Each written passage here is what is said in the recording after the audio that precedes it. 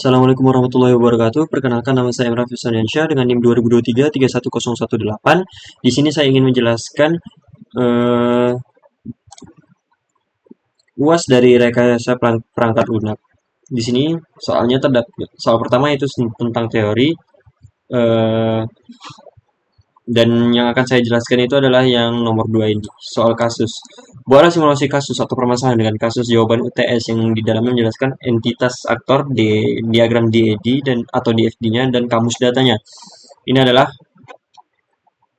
judul kasus saya, yaitu sistem perpustakaan yang dimana entitas yang terlibat itu yang pertama ada anggota perpustakaan yang dimana fungsinya juga untuk meminjam, mengembalikan dan mengecek ketersediaan buku. Jadi di sini anggota perpustakaan itu bisa meminjam buku dan mengembalikan buku tersebut.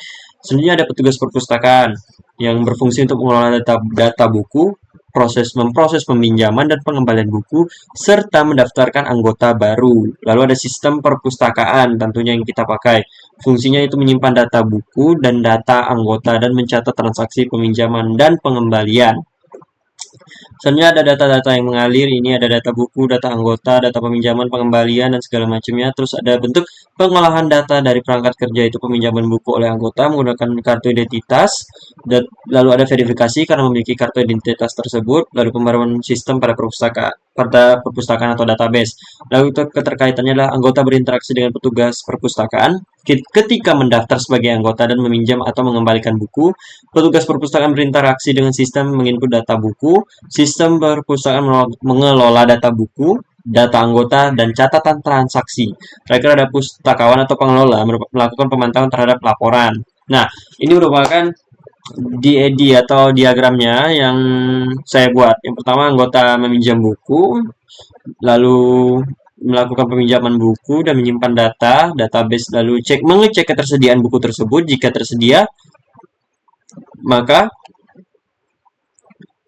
jika tidak tersedia, maka sistem akan menginformasikan kepada petugas. Begitu juga kalau tersedia, maka akan kembali ke atas.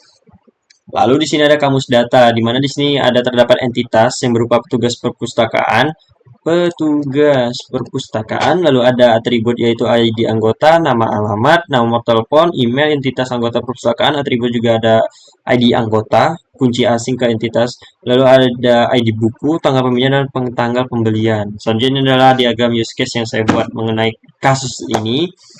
Lalu di sini ada diagram kelasnya dan nah, selanjutnya kita tuh masuk ke bagian interface. Ini adalah interface yang saya buat untuk sistem tersebut. Di sini hanya ada tampilan awal, login, dan sign up. Jadi di sini ada logo perpustakaan yang pastinya ini merupakan logo perpustakaan tersebut. Lalu kita bisa continue with email atau sign in. Jika ingin login, kita bisa menggunakan email dan password yang telah kita buat. Jika tidak, kita bisa sign up dengan menggunakan nama, email, dan juga password yang bisa kita buat. Lalu selanjutnya ada rencana pengujian. Rencana pengujian ini bertujuan untuk memastikan bahwa sistem perpustakaan berfungsi sesuai dengan kebutuhan dan bebas dari bug dan kesalahan. Berikut adalah tahapan yang bisa saya lakukan, yaitu pengujian fungsional, tujuan memastikan semua fungsi sistem berjalan sesuai kebutuhan. Lingkupnya ada proses pendaftaran anggota baru, peminjaman buku, pengembalian buku, dan laporan. Lalu ada pengujian integrasi, tujuannya untuk memastikan interaksi antara entitas, anggota, petugas, dan juga sistem berjalan lancar. Lingkupnya bisa verifikasi data anggota oleh petugas, sinkronasi data buku dengan database saat terjadi peminjaman atau pengembalian buku, lalu ada pemrosesan laporan oleh sistem.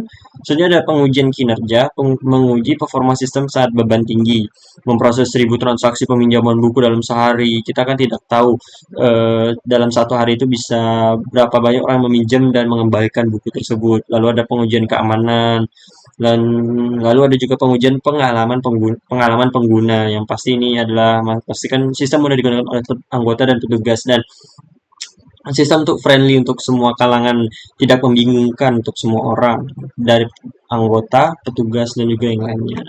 Lalu di sini ada rencana pemeliharaan, yaitu pertama pemeliharaan korektif, memperbaiki bug atau kesalahan yang ditemukan oleh sistem setelah sistem berjalan.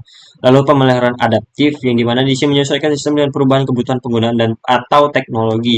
Yang kita tahu, semakin berkembangnya zaman juga berkembangan juga dunia teknologi. Jadi kita harus berkembang terus mengikuti zaman yang ada. Jadi Di sini saya rencananya akan melakukan pemeliharaan adaptif yang dimana menyesuaikan sistem yang ada sesuai dengan kecanggihan teknologi pada saat tersebut. Di sini bisa menambahkan fitur seperti pencarian buku berdasarkan kategori atau penerbit, menyesuaikan sistem jika ada perubahan aturan peminjaman atau pengembalian buku. Lalu selanjutnya ada pemeliharaan preventif, mencegah masalah sebelum terjadi, yaitu melakukan pengecekan rutin terhadap database, memastikan integrasi data, atau ada data yang hilang atau juga nggak lupa ke input, lalu mengupdate sistem untuk menjaga kompatibilitas dengan perangkat keras atau perangkat lunak terbaru.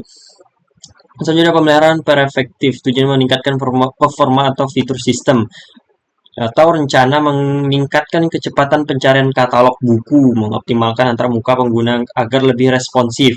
Selanjutnya pelatihan dan dukungan pengguna, memberikan pengetahuan pengguna agar dapat memanfaatkan sistem dengan maksimal. Lalu rencananya ada mengadakan pelatihan rutin ya. Di sini sebenarnya mengadakan pelatihan rutin bisa saja, tapi jika ingin lebih mudah, di sini kita memberikan video panduan bagaimana cara untuk menggunakan aplikasi itu dengan baik dan benar, dan tips and triknya juga. Seperti itu. Baik, sekian dari saya. Bila ada salah dan kurang mohon maaf, karena yang sempurna hanyalah Tuhan yang Maha Esa, yaitu Allah Subhanahu wa Ta'ala. Saya akhiri. Wassalamualaikum warahmatullahi wabarakatuh.